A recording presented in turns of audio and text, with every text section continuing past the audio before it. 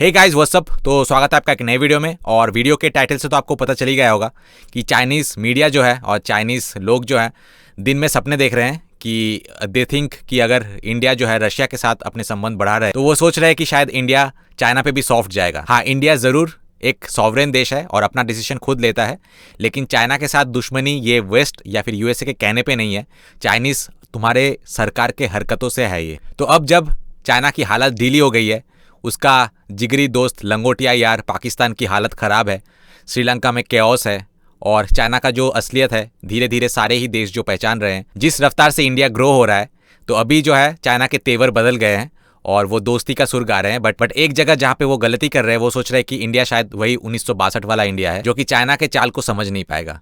तो देख लेते हैं कि चाइनीज़ मीडिया और चाइनीज़ लोग जो है कमेंट सेक्शन में कितने डिल्यूडेड है कि वो सोच रहे हैं कि इंडिया जो है चाइना पे सॉफ्ट जाएगा। तो चलिए सबसे पहले वीडियो देख लेते हैं और उसके बाद कमेंट सेक्शन का जमकर मजा उठाएंगे। Let's start.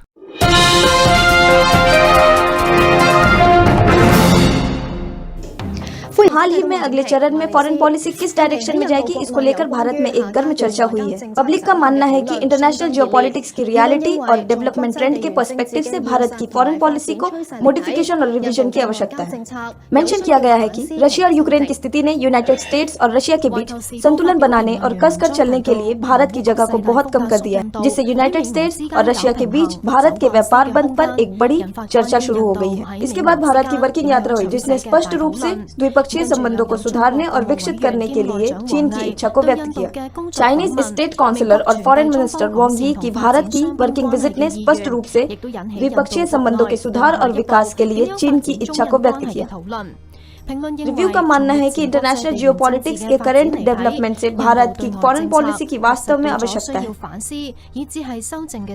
First of all, हमें इंडिपेंडेंट डिप्लोमेसी का पालन करना चाहिए।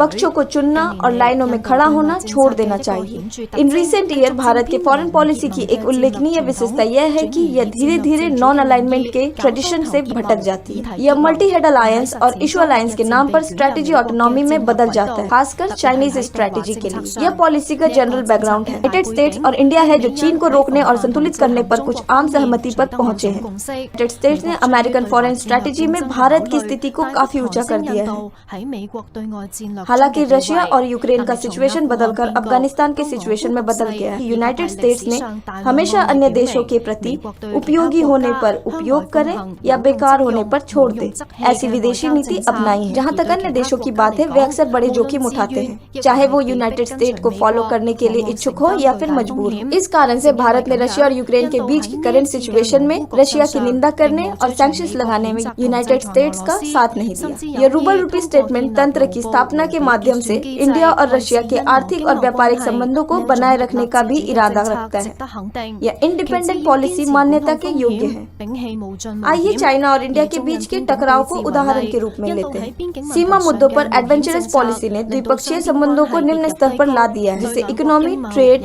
ह्यूमैनिटीज, ग्लोबल गवर्नेंस और दूसरे क्षेत्रों पर द्विपक्षीय सहयोग प्रभावित हुआ है। द्विपक्षीय संबंधों पर सिस्टमैटिक प्रभाव को सटीक रूप से मापना मुश्किल है, लेकिन इससे भारत को वास्तव में क्या प्रैक्टिकल लाभ मिलता है? इन रिसेंट ईयर्स चीन की राजनीतिक प्रवचन प्रणाली रिस्क अवेयरनेस और बॉटम लाइन थिंकिंग पर बार बार जोर दिया। सिस्टमैटिक जोखिमों को रोकने और हल करने की अवधारणा भारत से सीखने लायक हो सकती है। अपने भारत के रिसेंट विजिट के दौरान विदेश मंत्री वांग यी और स्टेट काउंसिलर वांग यी ने भारत के तरफ दोस्ती का हाथ बढ़ाया और स्पष्ट रूप से द्विपक्षीय संबंध सुधार के लिए चाइना की इच्छा को अवगत कराया। रिव्यू में मेंशन किया है कि यह उम्मीद की जाती है भारत विपरीत दिशा में कार्य कर सकता है और अप्रोप्रिएटली रिवाइज करेगा अपने फॉरेन पॉलिसी को।